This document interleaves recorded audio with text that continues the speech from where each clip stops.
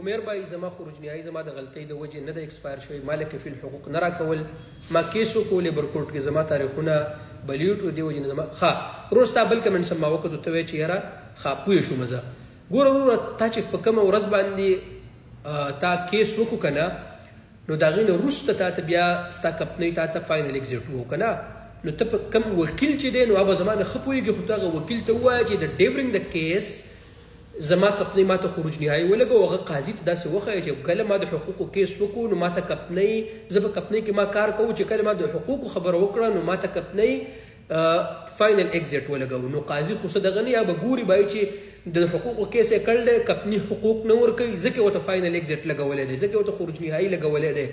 د دې وجې نه ته په خپل کیس کې وسه او ته وایې چې حکم هم شوی دی نو ته دوباره لاړ شي اپیل وکړه چې کله ما د حقوقو خبره کمپنۍ سره وکړه نو هغو د کیس په دوران کې زما خروج نهایي او زما خروج نهایي ایکسپایر شوی دی دا تعالی د عدالت په حکم باندې دوباره ایکسټینډ کولی شي اقامه به د رینیو کې 3 میاشتې دوباره به ته خروج نهایي ولګوي نظامي